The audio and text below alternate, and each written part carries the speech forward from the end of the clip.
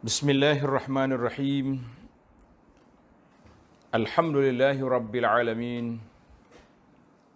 Alhamdulillahilladzi arsala rasulahu bil huda wa dinil haq liyuzhirahu 'ala ad-dini kullihi wa kafa billahi shahida. Ashhadu an la ilaha illallah wahdahu la syarika lah wa ashhadu anna Muhammadan 'abduhu wa rasuluh. Allahumma salli wa sallim ala 'abdika wa rasulika Muhammad wa ala alihi wa sahbihi wa man sar ala nahjihi wa ihtada bihadihi wa istanna bisunnati ila yaumiddin. Amma ba'd. Muslimin dan muslimat para penonton sekalian, Assalamualaikum warahmatullahi wabarakatuh.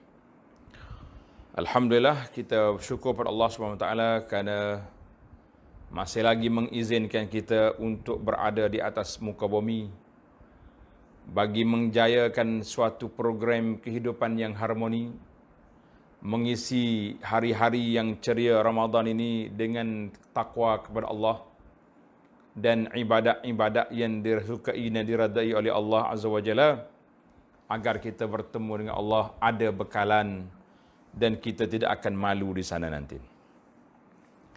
Para jemaah sekalian, kita teruskan perbincangan kita, pengajian kita dalam tafsir surah Al-Alaq, juzuk yang ke-30, surah yang ke-96.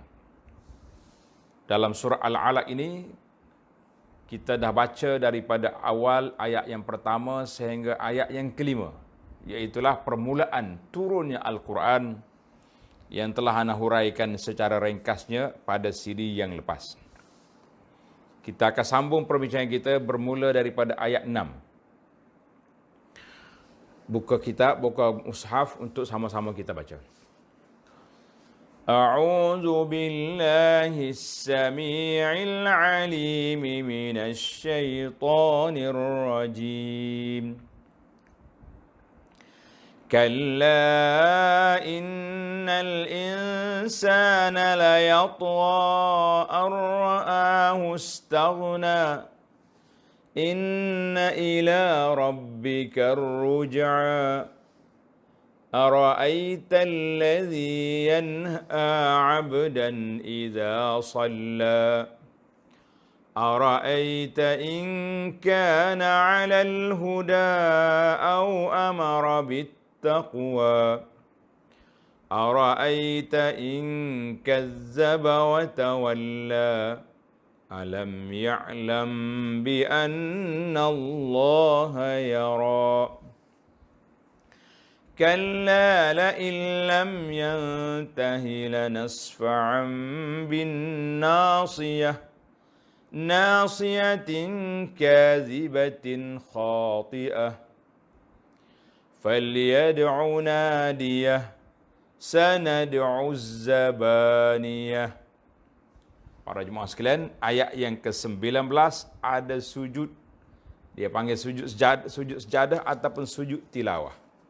Saya harap semua para jemaah bersedia untuk sujud. Bila kita baca ayat ni, kita terus dia sujud. Ngadap ke arah kiblat, kemudian kita sujud. Inilah di antara tempat sujud yang ke-15. 15 tempat dalam Al-Quran ada sujud. Bersedia? Kalla la tuti'hu wasjud waqtarib.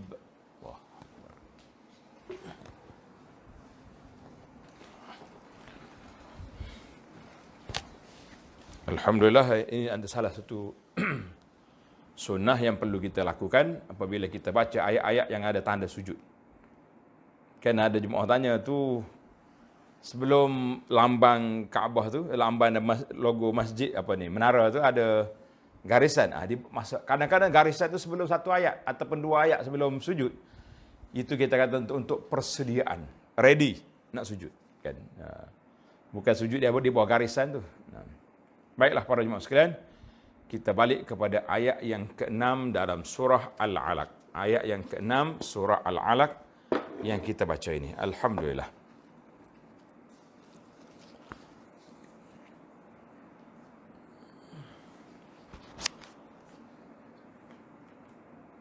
Kalla innal insana la yatgha.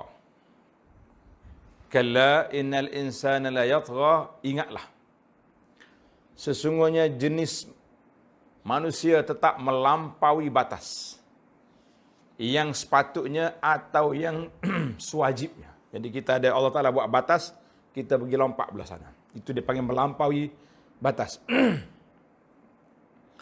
Tengok huraian di bawah 1843.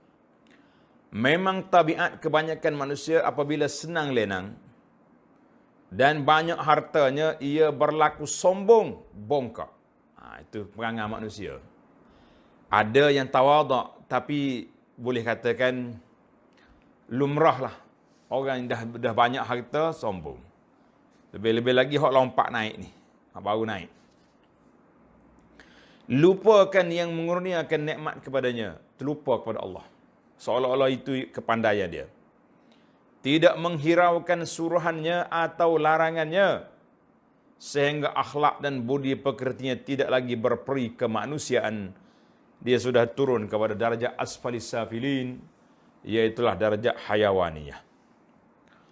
Baik para jemaah sekalian, perbincangan kita berkait dengan orang panggil episod yang kedua dalam surah ini, iaitu selepas daripada ayat yang pertama turun, Iqra sampai ayat yang kelima. Tanda surah yang pertama turun, ayat yang pertama turun, Iqra sampai ayat yang kelima. Kemudian bermula daripada kalimah kalla ini, itu dia panggil tempat yang kedua, min haisun nuzul. Dan ini fakta, tanda sikit. Terdapat dalam Al-Quranul Karim 33 tempat yang menyebut tentang kalla. Kalla. Di antaranya minha salah satu mawadhi'. 3 tempat dalam surah ini saja. Ayat 6. Kemudian kita pergi kepada ayat yang seterusnya. Ara'aital ladzi yanha 'abdan idza shalla. Kalla la illam taha. Kemudian kalla la tuti'hu. Ayat 15 dan ayat 19. Kita ada 3 kali kalimah kalla. Kalla ni dia panggil, kita tengok dia sudut makna dia. Yang pentingnya kalla ini menunjukkan makna zajar wa taubih wa tahdid wal wa'id. Satu ayat orang panggil ancaman, jerkahan, janji azab. Munasabahlah sebab ayat ini akan bincang tentang bila turunnya ayat Quran maka berlakulah penentangan. Sebelum turun ayat Quran kepada Nabi SAW ini, orang Quraisy relax ya, dia panggil Nabi itu Al-Amin, seorang yang sangat dipercayai, seorang sangat amanah. Tapi bila turun ayat Quran bertukar episod. Akan berlaku manusia, siapa dia manusia dalam ayat ini, dalam cerita ini siapa dia. Maka ayat ini dimula dengan kalla, berbeza dengan hak turun yang pertama itu. Setelah terhenti beberapa ketika wahyu, kemudian mari ayat kalla. Allah Ta'ala mula turunnya ayat yang episod yang kedua ni dengan kalla. Sebab apa? Sebab ayat telah berpindah daripada dulunya Allah Ta'ala kata kelebihan kepentingan ilmu. Allah Ta'ala nak ajar apa ilmu yang patut kita belajar. Maka dia mari pula penentang, pembohong, pendusta terhadap apa yang dibawa oleh Nabi sallallahu alaihi wasallam. Maka munasabah ayat itu dimulai dengan kalla. Maknanya satu ayat amaran ataupun orang panggil warning, kan? Katalah apa pun yang penting kalla. Waktu ana belajar di pondok dulu, ada salah seorang daripada guru kita, bila sampai kepada ayat kalla ni, dia terjemah apa? Cish. Oh, tak, dia punya terjemahan kan. No, dia kata, bila kata kalla, cish, dia kata, oh, kata sedap tu terjemah. Kita nak tulis mana dalam kitab ni, cish gini. Dia punya maknanya ayat tu ayat marah, ayat jerkah dan ayat satu ancaman. Kalla innal insana la yatgha. Ingatlah sungguhnya jenis manusia tetap melampaui batas. Batas takat ni dia lompat. Siapa dia al-insan, manusia di sini? Dari sudut umumnya, maka semua manusia. Semua manusia itu yang tidak beriman, yang melampaui batas, ada. Ada kategori manusia sedemikian. Dalam banyak-banyak yang baik. Hak baik pun ramai. Ada juga ulama mengatakan untuk peristiwa ayat ini, iaitulah manusia di sini syakhsun muayyan. Seorang manusia, individu yang tertentu. Nama dia Abu Jahal. Allahu Akbar. Comel perangai Abu Jahal ni. Padahal dia duduk Mekah. Nabi kita SAW dekat ya dengan rumah dia. Tak ada jauh-jauh. Kenal belakang. Sebelum Nabi dilantik jadi Rasul, Al-Amin dia panggil. Waktu itulah ada orang kata, kita ni, laukana bainana al-habib. Kan ada nasyid tu. Kalaulah Nabi ada bersama kita. Kita kata, Alhamdulillah kita hidup di zaman ini dalam keadaan kita beriman kepada Allah. Kalau Nabi ada bersama kita, kita duduk dengan Nabi ke duduk dengan ni? Dengan Pak Syekh ni, Pak Abu ni, Pak Abu Jahal ni. Na'udzubillah. Jadi Alhamdulillah. Abu Jahal dimaksudkan dengan manusia di sini Abu Jahal. Tersebut dalam hadis yang sahih yang dikeluarkan oleh Imam Muslim daripada Abu Hurairah. Abu Jahal ni bila dia tengok Nabi SAW sujud, wa yu'affir wajhahu. Nabi kita kan sujud atas lantai. Qal, dia bersumpah, Wallata wal Uzza. Demi berhala dia lah. Kalau aku tengok dia buat lagi, mana Nabi kita duduk sujud, la ata'anna ala raqabatihi, aku akan pergi pijak atas tengkok dia. Ni, Abu Jahal punya jahat. Au la u'affiranna wajhi tur, ataupun aku tekan muka dia atas tanah. Satu hari dia mari, Nabi kita sallallahu alaihi wasallam suka dia pergi solat dekat Kaabah. Dia tengok Nabi duduk solat. Dia pun pergi, dan dia janji tadi kan. Dia janji dengan geng-geng dia, kalau aku tengok Muhammad sujud, aku nak pergi pijak atas muka dia. Orang kata, nak tenyih muka dia atas tanah. Tenyih maknanya tekan lah. Dia pun pergi. Dengan cerita menarik. Dia pergi dengan penuh semangat ni. Orang Kelantan kata, gedebe ni. Nak tunjuk gedebe lagi. Gigi. Siapa dekat, tiba-tiba dia berhenti. Yang kusuk ala akibat, undur ke belakang. Menapak undur ke belakang. Tangan duduk begini. Ketakutan. Hei, kawan geng-geng dia gini nak tepuk tangan ni. Nak tengok dia pijak atas tengkok Nabi ni. Tiba-tiba, pelik. Dia mari. Bila sampai balik ke geng dia tak banyak. Geng dia tu duduk di ni. Kan Allah Taala sebut dalam ayat tadi, nadi tu nadi. Falyad'u nadiyah. Nadi tu mana kelab dia. Kelab Abu Jahal di Mekah tu nama dia Darun Nadwah. Tuan-tuan kalau pergi di sebelah Babul Fath, dia ada satu pintu nama dia Babul Darun Nadwah. Dia pun undur, tiba geng-geng tanya, "Malak? Apa sebab? Pak Abu, kenapa undur? Nampak macam takut." Tadi begini. Qala inna baini wa bainahu la khandaqan min nar wa haulan wa ajnih. Takutlah.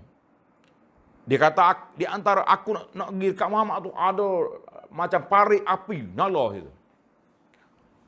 Ini dalam riwayat Muslim. Dia kata, ada lagi kata, dia tengok macam unta besar mari nak gigit dia. Takut dia. Undur dia ke belakang. Itu Abu Jahal punya jahat dia. Allah Taala jaga Nabi sallallahu alaihi wasallam.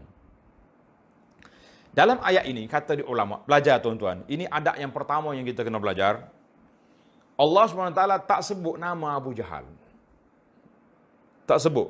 Sedangkan ada riwayat mengatakan Nabi SAW namakan Abu Jahal ni Fir'aun hazihil ummah. Kalau orang tanya dia, zaman Musa ada Fir'aun, zaman Nabi kita SAW ada Fir'aun, ada, nama dia Abu Jahal. Tapi Allah Ta'ala tak sebut nama Abu Jahal. Yang sebutnya Abu Lahab. Abu Lahab sebut. Abu Jahal tidak disebut. Sedangkan Allah Ta'ala sudah tahu dia ni akan mati kafir. Boleh je sebut macam Abu Lahab tu. Kan? Allah Ta'ala nak didik kita para jemaah sekalian supaya iffatul lafzi wal qaul, kita kena jaga perkataan kita, lafaz kita, termasuklah dalam kurungan tulisan kita kena jaga. Kalau kita kutuk orang hari ni, kita kutuk hari ni, kita tahu esok boleh jadi dia jadi baik. Contohnya kita kata kau kafir gini-gini, esok dia beriman. Macam mana kita nak tarik balik tulisan kita? Kita kata kepada orang yang kita tak suka dengan gelaran-gelaran yang cukup buruk. Tengok pendakwah-pendakwah yang buat satu tindakan yang kita tak suka. Kita tulis, buat tuduhan, macam-macam kata. Kafir lah, apa dia, tuduhan-tuduhan yang berat. Macam-macam mana kita nak tarik balik? Allahu Akbar. Maka Allah Ta'ala ajar kepada kita, didik kita, supaya jaga lidah, jaga perkataan kita, termasuklah zaman kita ni, jaga tulisan kita, supaya kita tidak menyesal di akhirat. Ini di antara adab yang kita kena belajar, kan? Kata di para ulama, kalau kita mati, kita tak laknat Firaun, tak laknat Abu Jahal. Allah Ta'ala tak tanya, kenapa atas dunia dulu mu tak laknat Firaun, tak laknat Abu Jahal? Nah, tapi kalau kita salah, kita kata tuduhan berat kepada saudara kita yang Muslim, ini yang kita akan bertanggungjawab di hadapan Allah Azza wa Jalla. Allahu Akbar. Hati-hati tuan-tuan.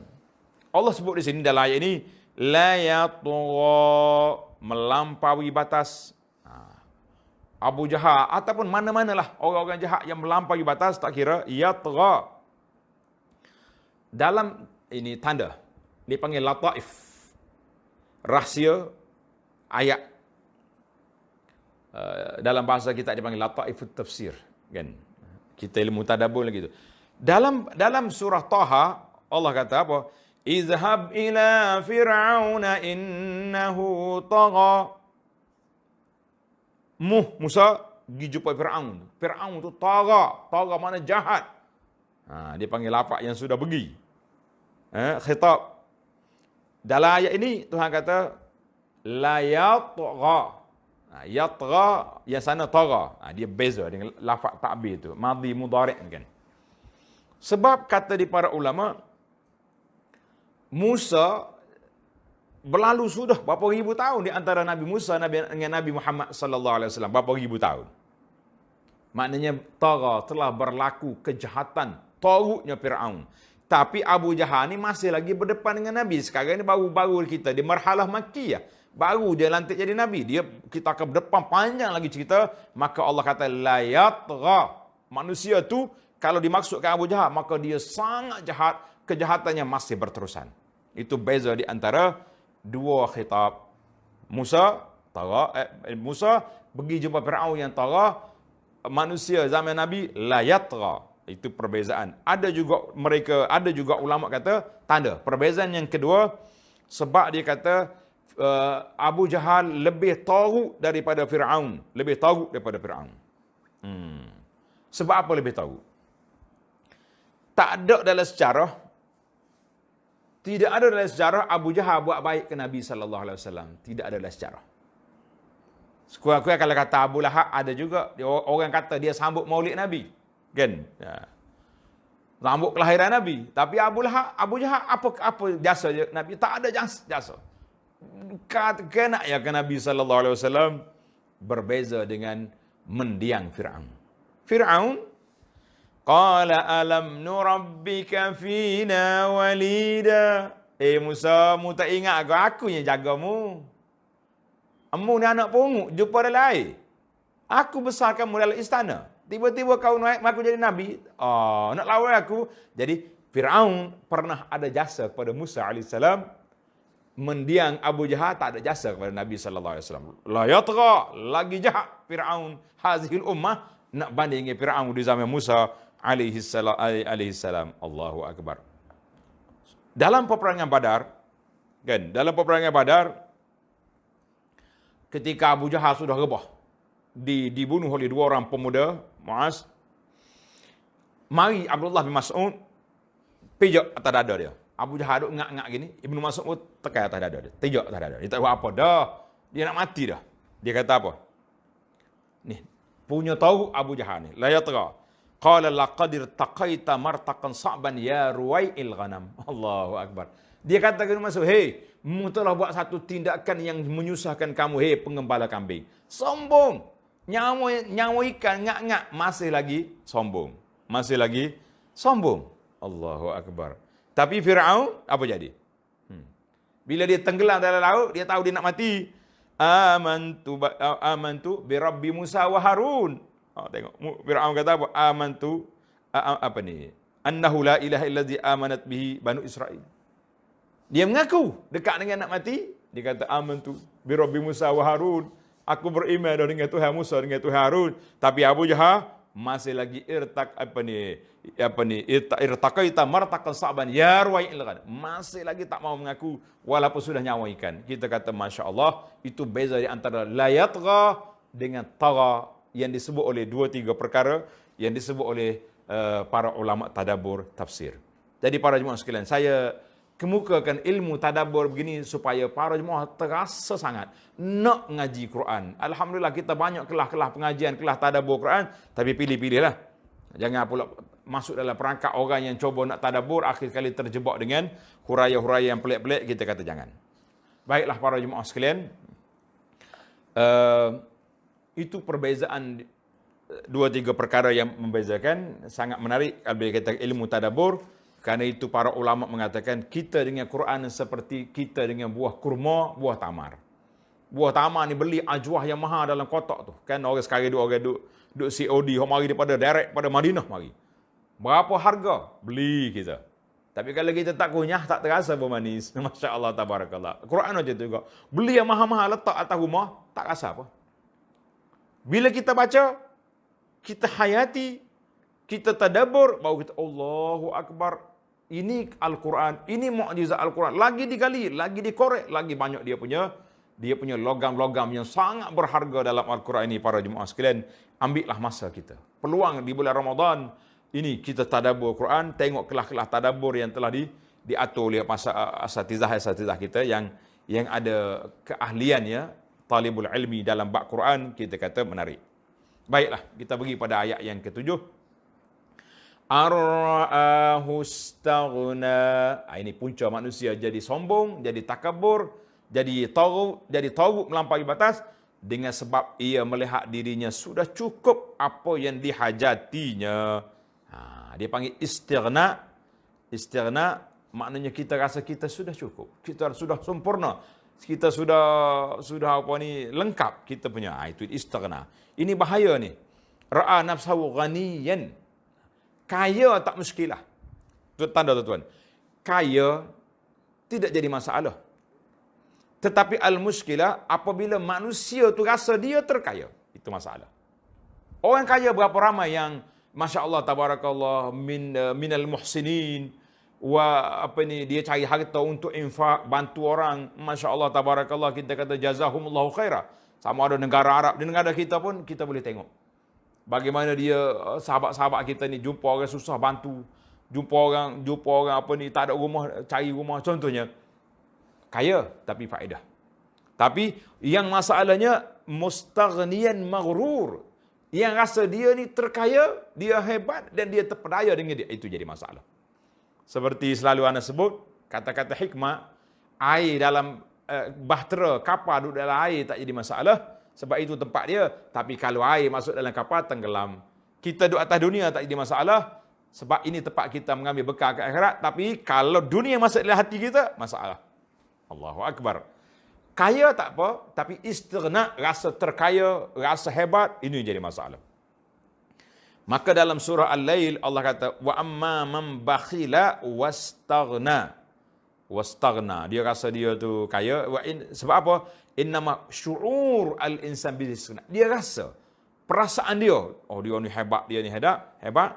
Maka semua, bukan dalam harta saja tuan-tuan, dalam ilmu pun sama juga. Berapa ramai orang yang bercakap-cakap lebih hari ni. Bila bercakap, condemn orang tu, condemn orang ni, kata orang tu, kata orang ni. Tapi kalau kita buka betul-betul kitab-kitab yang mu'tabar, yang ditulis oleh kibar ulama, baru kita tahu, oh, sahabat kita yang belajar ni pun ada ilmu, ada sandaran dia, kitab-kitab. Tapi kalau kita main hak kita yang betul, hak orang lain tak betul, punah majlis. Jadi sama juga. Bila mari sifat tagha, sifat taghut, sifat rasa kaya ilmu, kaya diri, kaya ni, maka ketika itu kita tak akan terima lagi kebenaran yang dibawa oleh orang lain. Yang kita tahunya, kita yang benar. Masya Allah, tabarakallah. Kata Abdullah bin Mas'ud radhiyallahu anhu, dia kata apa? Manhuman, tanda dia. Manhuman la yashba'an. Dia kata dua perkara orang tak akan kenyang. Dua agenda besar manusia ni tak akan kenyang. Sahibul ilmi wa sahibud dunya. Orang yang pencinta ilmu tak akan kenyang dengan ilmu dia. Dia akan belajar. Bila dia dengar kata-kata orang sebut begini-begini, oh, jangan mudah melenting. Buka kitab.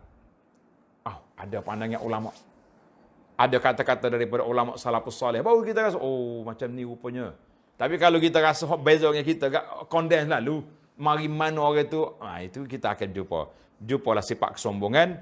Yang kedua, wasahibud dunia. Orang pencinta dunia, dia tak akan kenyang. Boleh banyak mana harta nak lagi, fayatamada fit tughyan, maka dia akan jadi taghut, akan jadi jahat. Itu kata-kata siapa dia? Sayyidina Abdullah bin Mas'ud radhiyallahu anhu. Jadi dalam ayat ini Allah Taala cerita dalam cerita ini Fir'aun Allah Taala cerita dia kata faqala ana rabbukumul a'la. Aku Tuhan kamu. Dia hina Nabi Musa, dia kata am ana khairum min hadzal ladzi huwa mahin wala yakadu bi. Aku kalau lebih baik ataupun ni hak cakap tak betul dengan orang yang tergagap-gagap cakap ni. Dia ke aku? Oh, sombong. Maka Sayyidina Abu Bakar radhiyallahu anhu bila dia mari jumpa dengan Nabi sallallahu alaihi wasallam, dia minta supaya Nabi ajar dia doa. Maka Nabi kita ajar kata belaka doa ni supaya kita selamat daripada sifat-sifat sombong. Ar-ra'ahu staghna.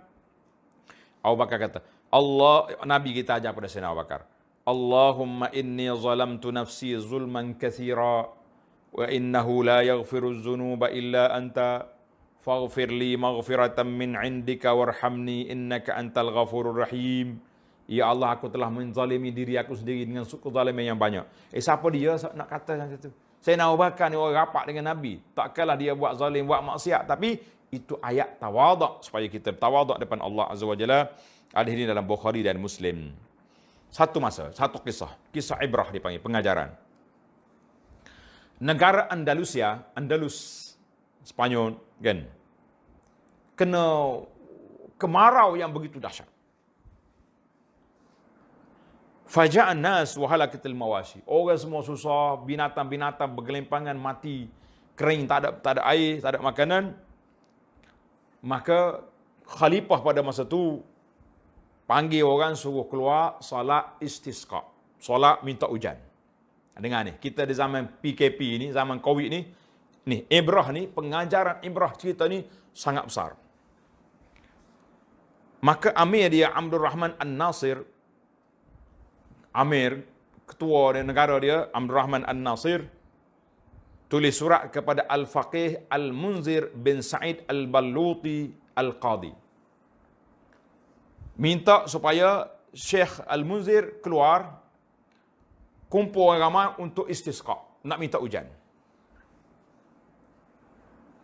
Faqala al-qadi, qadi pun tanya utusan raja tadi, ya laita sya'ri man ladhi yasna'ul amir yawmina hadha. Sebelum aku keluar pergi solat istisqa, aku nak tanya raja, amir duk buat apa sekarang ni? Raja di istana buat apa? Ketua pemerintah buat apa? Ni macam kita hari ni. Di saat Covid ni, pemimpin-pemimpin buat apa? Asyik sibuk duk main Facebook. Sibuk duk buat konferensi ni, sibuk duduk hentam tu hentam sini. Kan? Tak puas hati ni. Kau masing-masing apa nak buat? Qal. Dengar cerita. Kata di wakil raja, Tuan Qadi, ma ra'aitu qattu akhsha' minhu al-an, masya-Allah. Semenjak saya jadi wakil dia, jadi PA dia ni, saya tak tengok lagi Amir Abdul Rahman An-Nasir sangat khusyuk di saat manusia PKP kegawatan ini. Saya tengok dia dalam keadaan sangat khusyuk. Qad labisa khashin siyab, masya-Allah. Dia baju dia hok comel-comel dia tak pakai dah. Dia pakai baju hok kain-kain kasar, baju-baju biasa. Waftarashat turab, dia duduk atas tanah, ambil jadah hapa atas tanah, tak duduk atas singgah sana. Masya-Allah. Wa ja'alahu ala ra'si wa lihiyatihi wa baka, dia duduk atas tanah, siapa berdebu tanah dia, janggut dia apa kena tanah. Wa baka, dia duduk menangis di atas jadah dia. Wa tarafa bi zunubihi, dia sudah menangis dengan sebab dosa-dosa dia, dengan sebab kelemahan dia mentadbir negeri. Masya-Allah tabarakallah. Wa yaqul hadhihi nasiyati biyadaik, dia berdoa, ya Allah, ini ubun-ubun aku ni di bawah kuasa-Mu ya Allah. Aturaka tu'azibu hadzal khalq li ajri, adakah manusia kekeringan, tidak ada air ini sebab dosa aku, maka Abdurrahman An-Nasir rahimahullah menangis, merintih, merayu kepada Allah Azza wa Jalla. Bila Al-Qadi Al-Munzir dengar keadaan pemimpin negara pada saat itu sedang merayu, merintih, bermunajat kepada Allah Ta'ala, mengesali, mungkin kerana dosa akulah rakyat aku ni diseksa. Faqala al-qadi ya ghulam. Qadi pun beritahu kepada pembantu dia, ihmil mimtar ma'ak. Mimtar ni kalau kita kat macam baju hujan. Baik, saya akan keluar pergi solat istisqa, solat minta hujan. Dia bagi tahu pada ghulam pembantu dia membawa baju hujan siap. Kalau kita kat bawa payung siap. Faqad azinallahu yasqiyana. Insya-Allah Allah Taala akan siram kita dengan air hujan. Iza khasha'a jabbarul ardi rahima jabbarus sama. Masya-Allah, apabila penguasa yang sangat berkuasa atas muka dunia ini sudah khusyuk, sudah tunduk kepada Allah, maka Allah jabbarus samawati wal ardi akan beri apa yang kita minta pada hari ini. Fastasqa wa suqiyan nas, pergi minta hujan, hujan turun mencurah-curah. Masya-Allah, tabarakallah. Jadi para jemaah sekalian, cerita Abdurrahman bin Nasir, peristiwa di Andalus ini perlu kita ambil pengajaran, khususnya di zaman PKP, zaman Covid ini.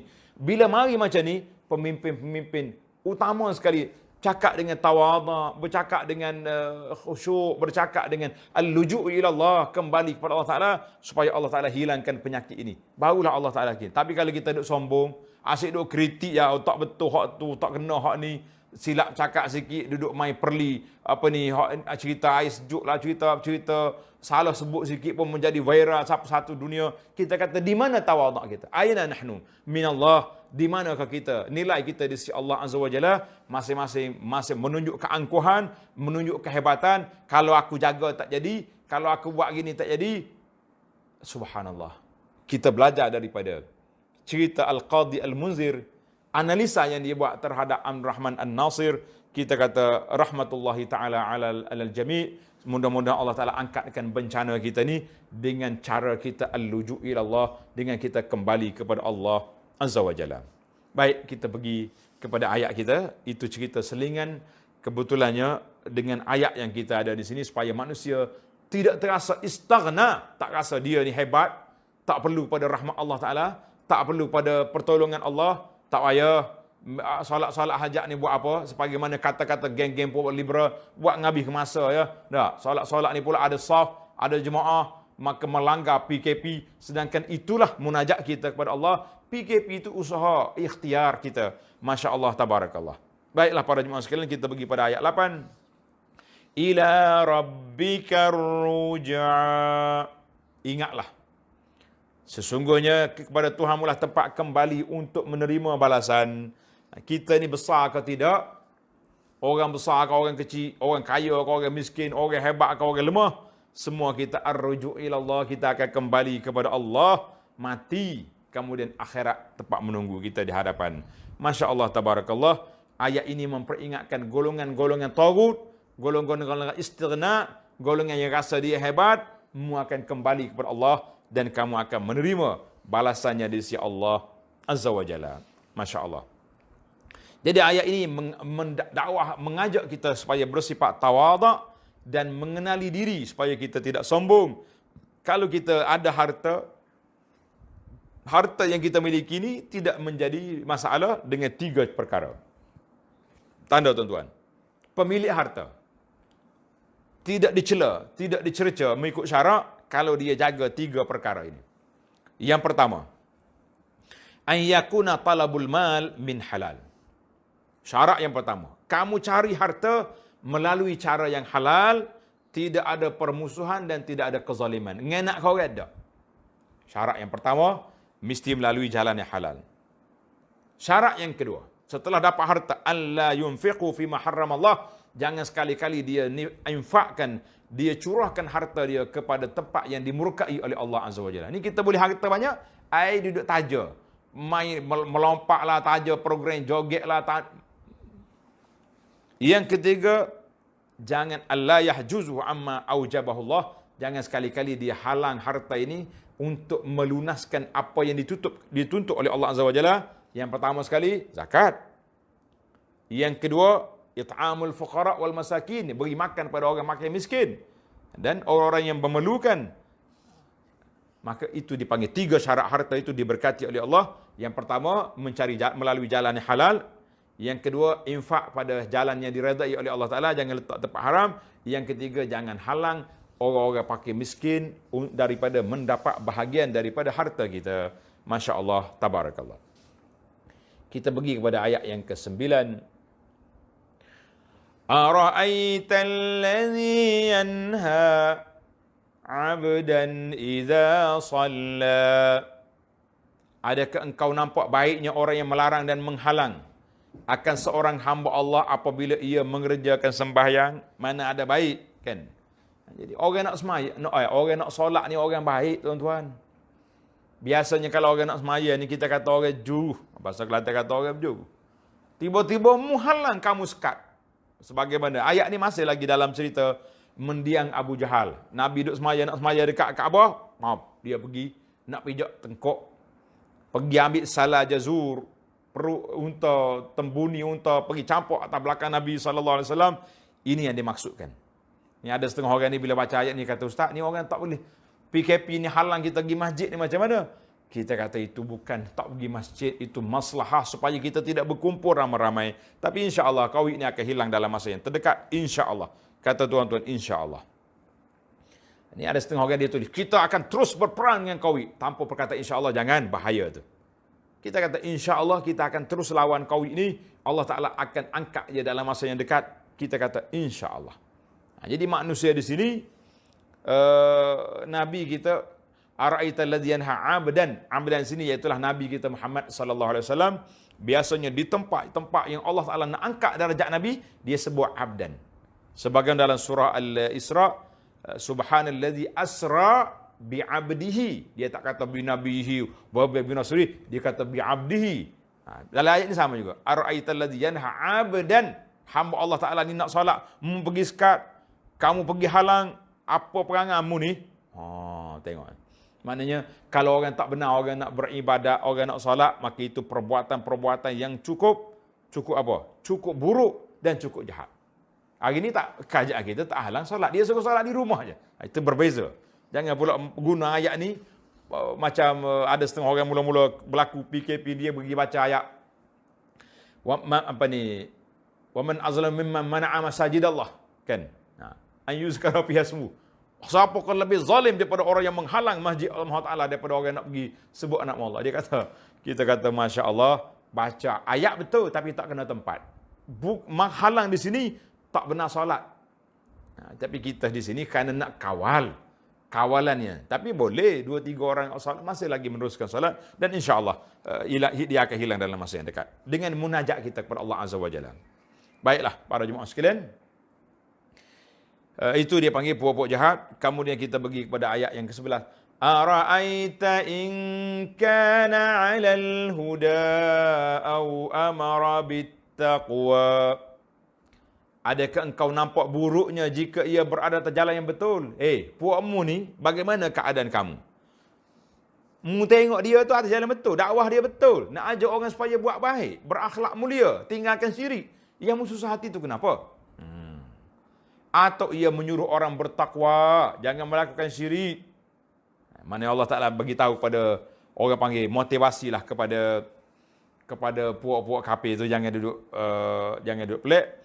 Kerana itu di antara dakwah Nabi sallallahu alaihi wasallam, pernah Nabi panggil, ya waiha Quraisy, apalah Quraisy ni? Qad akalat humul harbu. Mereka sebenarnya balas sama dia, peperangan sana peperangan sini. Maza alaihi law khallu baini wa baina sir. Kalau dia biar aku berdakwah ya, mu tengok apa aku buat. Keamanan akan kembali ke bumi Mekah ini, keamanan. Masya-Allah tabarakallah. Kalau asabu fa in asabuni kana ladzi aradu. Kalau mereka boleh binasa aku, itulah yang mereka nak. Tapi kalau aku menang, apa jadi kamu?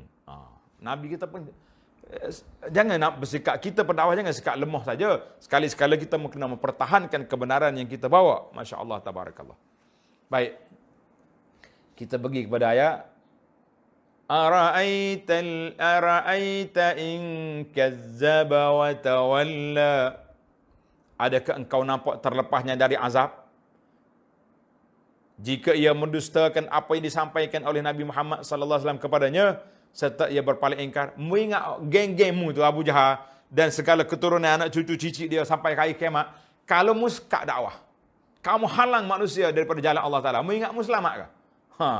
Mu ingat kamu bebas daripada azab Allah Taala? Alam ya'lam bi anna Allah yara. Tidakkah ia mengetahui bahawa Allah sungguhnya melihat segala amal perbuatannya dan membalasnya? Mu tahu. Allah Ta'ala tengok apa yang kamu buat. Tapi apa boleh buat? Manusia tak beriman. Dia tahu, dia tak mau ikut. Kalla la illam yantahi lanasfa'an bin nasiyah. Jangan sekali-kali berlaku derhaka.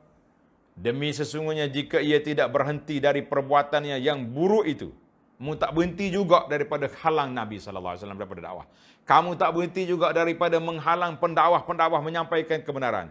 Kamu tak berhenti juga daripada memfitnah pendakwah-pendakwah yang menyebarkan sunnah Nabi sallallahu alaihi wasallam. Kita kata ini sunnah, kan? Oh, dia duduk marah. Sekarang ini orang perli pula. Dulu orang belajar sunnah Nabi ni melalui jalan ulama sampai ke Nabi. Hari ni dia panggil shortcut, belajar sini teruskan Nabi. Kita kata mana ada macam tu? Orang yang nak sebar Nabi, ambil daripada Nabi sallallahu alaihi wasallam. Kemudian kita tengok huraian para ulama, kan? Sampai ke zaman kita ini. Alhamdulillah masih wujud ketika itu. Tapi bila sebut sunnah, pakai allergic belaka tu kenapa? Ini masalah kita. Masalah dakhil, masalah dalam hati kita tak ada masalah. Jadi kita ingat, baik. Orang-orang yang derhaka kepada Allah SWT, kan? Orang yang tak mau menghalang Nabi, asalah cerita Abu Jahal, menghalang dakwah Nabi SAW, menghalang pendakwah lain, nak mengajak manusia kepada sunnah Nabi SAW, maka nascaya kami akan, jika ia tidak berhenti dari perbuatannya yang buruk itu, nascaya kami akan menyentap ubun-ubunnya dan menyeretnya ke dalam neraka wal-iyazubillah. Jadi an-nasiyah tu dia panggil ubun-ubun. Al-akhzu bin nasiyah, Allah Ta'ala dia panggil tarik atas muka dia tu. Ada juga mana kata as-saf'u, dipukul dengan muka dia, ataupun muka dia jadi hitam di akhirat. Macam-macam lah dia punya tafsiran para ulama. Nasiyatin kazibatin khati'ah. Ubun mana? Orang-orang yang berdusta, yang bersalah. Orang geng-geng yang berdusta dengan bersalah. Jadi dalam ayat ini, Masya Allah, Allah SWT sebut kepada kita ayat dekat-dekat. Tengok. Nalnasfa'am bin nasiyah. Lepas tu mari pula nasiyatin kazibah.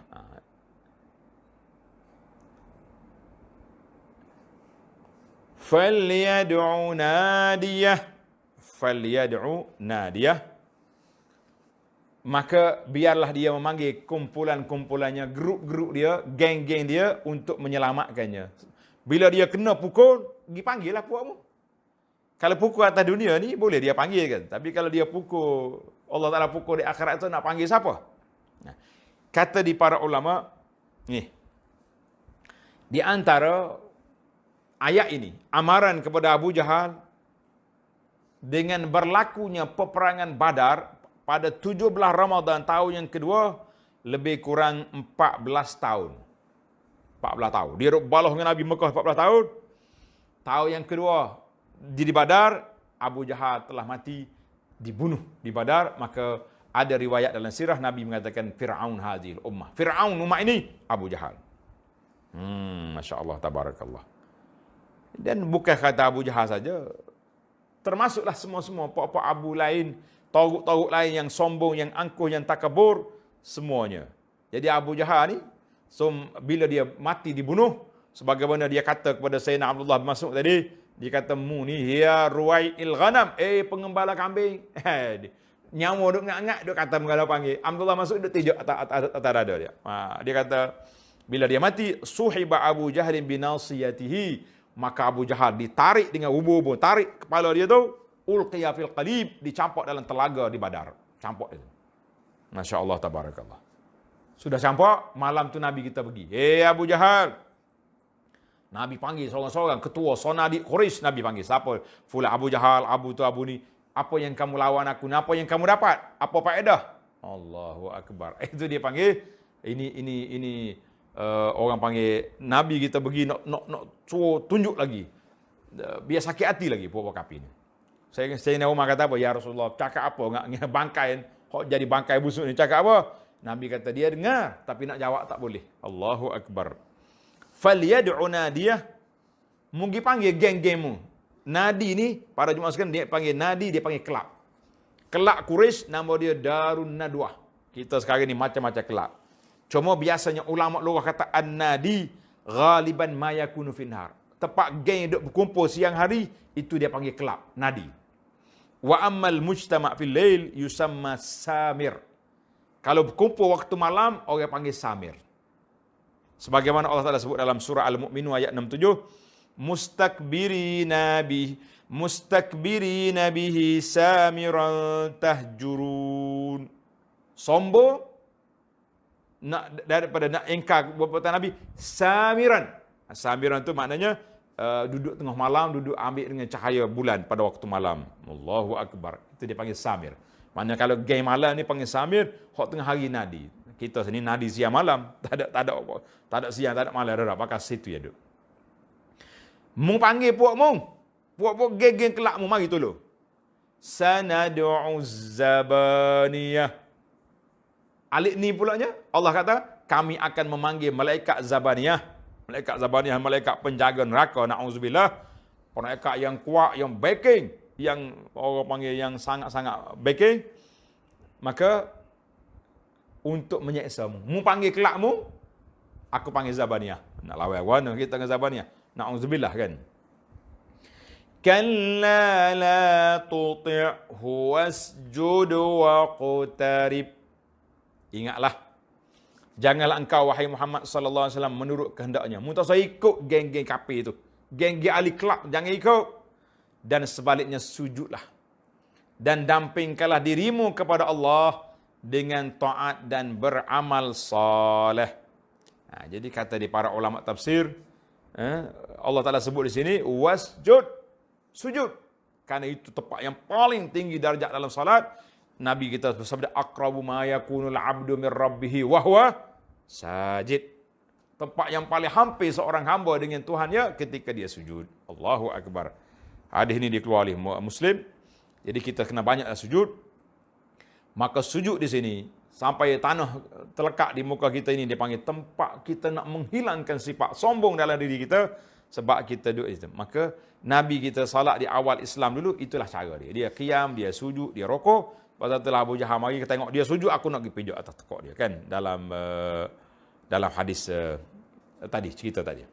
Baiklah para jemaah sekalian, orang panggil lataifut tafsir, kata di para ulama, dalam perjuangan dakwah kita ni, kita akan menemui musuh dengan penyokong. Maka dalam kita berinteraksi dengan kita, man lam tastati an tattakhidhu sadiqan, mana-mana orang yang kamu tak dapat nak jadikan dia kawan, fahawil alla tattakhidhu aduan, cubalah kamu jangan jadikan dia musuh. Kita ni dak, kalau orang tak ikut kita, musuh. Kata di in takunu ma'ana fa anta diddana. Kalau mu tak ikut kami, bermakna mu lawan kami. Kita kata dak. Tak semestinya kita tak ikut kumpulan ni, barang kita lawan dia. Cuma kita tidak join. Itu insaf. Dari sudut insaf, kalau orang tak boleh kita jadikan dia kawan, kita jangan jadi dia musuh. Biar dia tak mau sekali kita, tak apa. Wa man lam tastafid minhu, mana-mana orang yang kita tak dapat faedah daripada dia, tak dapat faedah, nak minta tolong pun tak boleh, nak apa saja tak dapat, fal tuhawilis salam min syarri, kamu cuba jauhkan diri, selamatkan diri kamu daripada kejahatan dia. Ini kaedah-kaedah. Masya-Allah tabarakallah. Jadi kita tengok, kalau dia tak mau ikut kita, kita jangan jadi musuh. Kita tak dapat faedah daripada dia, jangan pula dia mudarat pada kita. Jauhkan kita daripada dia. Ini kata-kata hikmah motivasi dakwah. Dalam kisah Nabi SAW sangat banyak, seperti kisah Sumamah bin Usal, orang yang Nabi kita ikat dalam masjid dia. Saya tak cerita hari ini, masa kita sudah tamat. Tuan-tuan boleh baca dalam buku yang saya tulis, nama dia Madinah Al-Munawwarah, dalam kisah Raudah. Nabi kita pernah ikat Sumamah bin Usani dalam Raudah. Dan Nabi kita dengan Ghawras Ibn Haris yang ambil pedang Nabi tu. Kan dia nak pukul Nabi. Dengan Abu Sufyan. 20 tahun Nabi kita berlawan. Akhir sekali, Abu Sufyan masuk Islam. Isteri dia Hind bin Utbah. Abdullah bin Ubay bin Salul. Macam-macam. Kita tengok daripada dakwah Nabi SAW, kita ajak kepada kita. Baiklah. Sebagai terakhir, para jemaah tanda, kalau kamu perhatikan kepada surah Al-Alaq, kita akan nampak mengandungi ajaran agama yang besar. Allah Ta'ala sebut Rabbik. Rabbika makna Rabb. Iqra' bismi Rabbika. Itu menunjukkan kepada Al-Rububiyatullah. Allah Ta'ala itu ketuanan Allah Ta'ala. Dia yang mencipta, dia yang jaga kita. Ara'aital ladzi yanha 'abdan iza shalla. Kan. Ini arahan supaya kita realisasikan tauhid al-uluhiyah, makna kita ni hanya kita menyembah Allah Azza wa Jalla semata-mata. Kemudian wa rabbukal akram, itu dia panggil termasuk dalam asma dan sifat Allah Azza wa Jalla. Allahu akbar. Maka dalam ayat ini Allah Taala suruh Nabi dalam lantik Nabi dengan Iqra, dan Allah Taala perintahkan dia wa amara bit taqwa, supaya Nabi kita bertugas suruh orang menjadi bertakwa, dan juga Allah Taala suruh Nabi kita ni sebarkan ilmu, allama bil qalam.